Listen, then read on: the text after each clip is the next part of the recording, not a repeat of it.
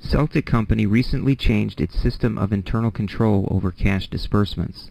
The system includes the following 7 new features, and rather than reading them, what I'd like you to do is pause the slide and read them, and when you're ready to proceed, click on the next slide.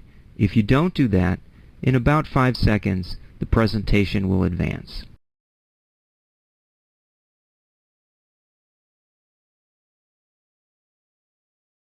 Let's start out with looking at establishment of responsibility, segregation of duties, and documentation procedures.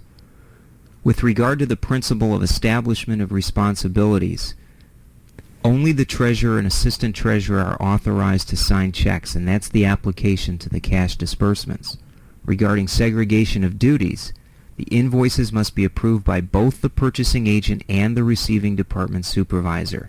Payment can only be made by the treasurer or assistant treasurer, and the check signers do not record the cash disbursements transaction. So all of these represent the application to cash disbursements with regard to the principle of segregation of duties. And regarding documentation procedures, we now see that the checks are pre-numbered, and following the payment, the invoices are stamped paid. Next, we look at physical controls, independent internal verification, and human resource controls.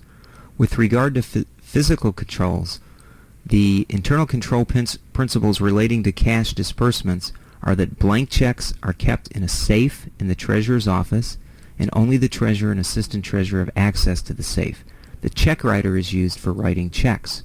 So there we see how physical control relates to an internal control principle for cash disbursements.